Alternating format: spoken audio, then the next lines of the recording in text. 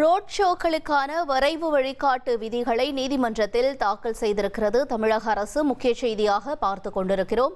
விவரங்களோடு செய்தியாளர் சுரேஷ் இணைந்திருக்கிறார். சுரேஷ், வணக்கம். இந்த வரைவு வழிகாட்டு விதிகள் ஏதேனும் நமக்கு தெரிய வந்திருக்கா? என்ன அதுல மென்ஷன் பண்ணியிருக்காங்க? விவரம் என்ன சுரேஷ்?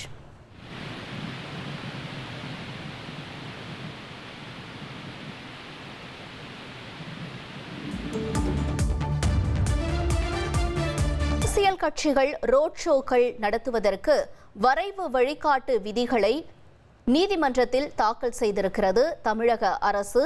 வரைவு வழிகாட்டு விதிமுறைகளை சென்னை உயர்நீதிமன்றத்தில் தமிழக அரசு தாக்கல் செய்திருக்கிறது. முக்கிய செய்தியாக பார்த்து கொண்டிருக்கிறோம்.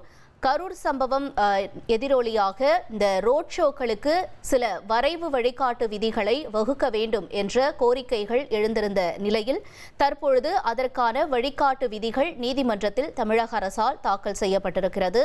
வரைவு வழிகாட்டு விதிகளின் நகல்களை வழங்க தாவேக உள்ளிட்ட கட்சிகள் கோரிக்கையும் விடுத்திருப்பதாக தகவல் வெளியாக இருக்கின்றன. செய்தியாளர் சுரேஷ் இணைந்திருக்கிறார். இது தொடர்பான தகவல்களை வழங்க. சுரேஷ், வணக்கம். மேலும் விவரங்களை பதிவு செய்யலாம். வணக்கம். கரூர் துயர சம்பவத்தை தொடர்ந்து பொதுக்கூட்டங்களுக்கு, அரசியல் கட்சியினர் ரோடு ஷோக்களுக்கு, பொதுக்கூட்டங்களுக்கு வழிகாட்டு விதிமுறைகள் வகுக்க வேண்டும் என்ற கோரிக்கையுடன் உயர்நீதிமன்றத்திலேயும் சரி, மதுரை அமர்விலும் வழக்குகள் தாக்கல் செய்யப்பட்டிருந்தன. இந்த வழக்குகள் எல்லாம் சென்னை உயர்நீதிமன்றத்தினுடைய தலைமை நீதிபதி MM ஸ்ரீவஸ்தவா மற்றும் நீதிபதி G அருள்முருகன் அடங்கிய அமர்வுக்கு மாற்றப்பட்டு இந்த வழக்குல விசாரணைக்கு எடுத்துக் கொள்ளப்பட்டது. கடந்த முறை இந்த வழக்கு விசாரணைக்கு வந்தபோது இந்த ரோடு ஷோக்களுக்கு அனுமதி வழங்குவது தொடர்பாக வரைவு வழிகாட்டு விதிமுறைகளை தாக்கல் செய்ய வேண்டும் என்ற உத்தரவுடன் இன்றைக்கு விசாரணையானது தள்ளி வைக்கப்பட்டிருந்தது. இன்றைக்கு வழக்கு மீண்டும் விசாரணைக்கு வந்தபோது தமிழக அரசு தரப்புல இந்த ரோடு ஷோக்கள் மற்றும் பொதுக்கூட்டங்களுக்கு அனுமதி வழங்குவது தொடர்பான அந்த வரைவு வழிகாட்டு விதிமுறைகள் தமிழக அரசு தரப்பில் கூடுதல் தலைமை வழக்கறிஞர் ரவீந்திரன் தாக்கல் செய்தார்.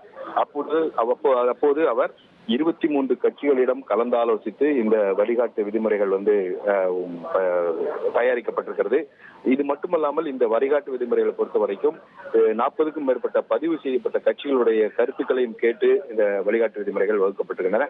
இந்த விதிகளை அந்த மனுதாரர்கள், அதாவது அதிமுக, தாவேக மற்றும் தேசிய மக்கள் சக்தி கட்சி ஆகிய மனுதாரர்களாக இருக்கக்கூடிய கட்சிகளுக்கு வழங்கினால் மற்ற கட்சிகள் தங்களுக்கும் வழங்க வேண்டும் என்ற ஒரு கோரிக்கையை எழுப்பக்கூடும்.